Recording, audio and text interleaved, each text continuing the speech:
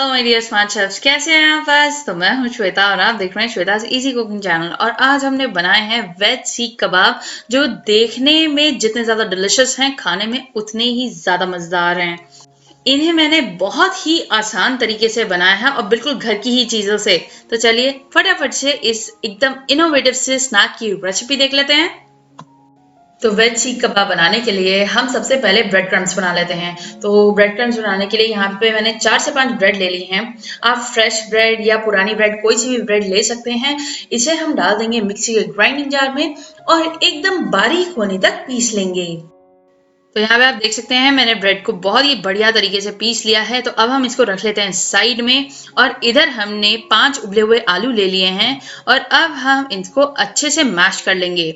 तो मैश करने के लिए आप अपने हाथों का भी इस्तेमाल कर सकते हैं, मगर इस वाली रेसिपी में आपको एकदम महीन मैश किए हुए आलू चाहिए। तो अगर आप हाथों से अच्छे से महीन तरीके से मैश नहीं कर पाए तो इस तरीके से ग्रेटर से ग्रेट भी कर सकते हैं। तो यहाँ पे आप देख सकते हैं मेरे जो आलू हैं अच्छे से मैश हो गए हैं, इसमें गुठलियां बिल्कुल भी नहीं है। तो अब हम इसमें डालेंगे सब्जियां। तो यहाँ पे मेरे पास हरा प्याज है, शिमला मिर्च है और यहाँ पे मैंने एक बड़ा प्याज ले लिया है और सभी चीजों को मैंने बिल्कुल बारीक बारीक काट लिया है। अब हम इसमें 1 कटोरी बारीक कटा हुआ धनिया पत्ता भी डाल देंगे। स्वाद अनुसार या फिर 1 टीस्पून नमक डाल देंगे। लाल मिर्च पाउडर डाल रहे हैं आधा टीस्पून। और अब हम इसमें जरूरत के हिसाब से ब्रेड क्रम्स मिक्स करेंगे। तो दोस्तों इसमें ये जो ब्रेड क्रम्स हैं वो बाइंडिंग एजेंट की तरह काम कर रहे हैं। तो जरूरी नहीं कि आप केवल ब्रेड क्रम्स का इस्तेमाल करें, आप इसमें बेसन या सूजी का भी इस्तेमाल कर सकते हैं। बेसन और सूजी दोनों को मिक्स करके भी यूज कर सकते हैं या फिर आधे ब्रेड क्रम्स और आधा बेसन भी डाल सकते हैं। बेसिकली हमारे जो मिक्सचर है उसमें इतनी अच्छी सी बाइंडिंग होनी चाहिए कि जब आप इन सभी चीजों को मिक्स कर लें तो ये सभी चीजें एक साथ इकट्ठी डो फॉर्म में आ जाए। मतलब ऐसा लगे कि आपने कोई आटा सा गूंद करके तैयार किया है। अगर आपका जो डो है वो ढीला ढीला सा होगा और हल्का गीला होगा तो इससे एक तो आपके जो वेज सीख कबाब हैं ये तेल में जाके खुलने का डर रहेगा। दूसरा, अगर ये मटेरियल बहुत ज्यादा ढीला रहेगा तो ये तेल भी बहुत ज्यादा पी जाएंगे। तो यहाँ पे मैं आपको फाइनल कंसिस्टेंसी दिखा देती हूँ कि आपका जो डो है वो बिल्कुल टाइट फॉर्म में आ जाना चाहिए। तो अब आप यहाँ पे देख सकते हैं हमारा जो मटेरियल है वो अच्छे से इकट्ठा हो चुका है, एकदम गुथे हुए आटे की तरह। इतने मटेरियल में मुझे कम से कम 5 ब्रेड के ब्रेड क्रम्स पूरी तरीके से लग गए हैं। तो अब हम गैस के ऊपर कढ़ाई भी रख देते हैं ताकि हमारा तेल भी गर्म हो जाए। तो जब तक तेल गर्म हो रहा है उतनी देर में हम अपने सीख कबाब्स को शेप दे देते हैं। तो सीख कबाब को शेप देने के लिए यहाँ पे मैंने आपको 2 तरीके दिखाए हैं। तो यहाँ पे मैंने लिया है खलबट्टे का कूटने वाला हिस्सा। इसे हम अच्छे से साफ करके ले लेंगे। ये जनरली हर किसी के घर में होता ही है। और अब हम इसके ऊपर हल्का सा ऑयल लगा लेंगे। ऑयल को हम अपने हाथों में भी अच्छे से लगा लेंगे। तो अब हम थोड़ा सा मटेरियल अपने हाथों में लेंगे और इसके आजू बाजू अच्छे से लगा देंगे। यहाँ पे आप वीडियो में देख पा रहे होंगे मटेरियल को हम चारों तरफ अच्छे से लगा देंगे।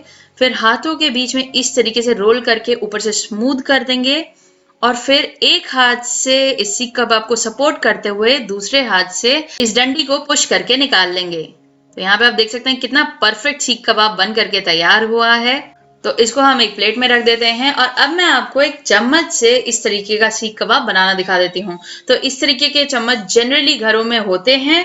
तो इसे हम अच्छे से साफ करके ले लेंगे और इसके ऊपर भी ऑयल लगा देंगे और बिल्कुल उसी तरीके से जो मटेरियल है चारों तरफ लगा देंगे, रोल करेंगे और फिर एक हाथ से सपोर्ट करेंगे और दूसरे हाथ से चम्मच को निकाल लेंगे।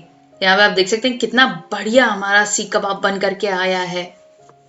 तो दोस्तों 2-3 सीख कबाब बनाने के बाद आपकी चम्मच या खलबट्टे की जो डंडी है उसके ऊपर काफी मटेरियल चिपक जाएगा, जिसकी वजह से आपको सीख कबाब निकालने में थोड़ी सी दिक्कत आ सकती है। तो आप चम्मच या खलबट्टे की डंडी को अच्छे से साफ कर लीजिएगा, फिर से उसके ऊपर ऑयल लगा दीजिएगा और अपने सीख कबाब बना लीजिएगा। आपके सीख कबाब बिल्कुल मक्खन की तरह निकल आएंगे। तो यहाँ पे हमारे 4 से 5 सीख कबाब बन करके तैयार हो गए हैं और उधर कढ़ाई में तेल भी गर्म हो गया है। तो अब हम इनको फ्राई करने के लिए चलते हैं।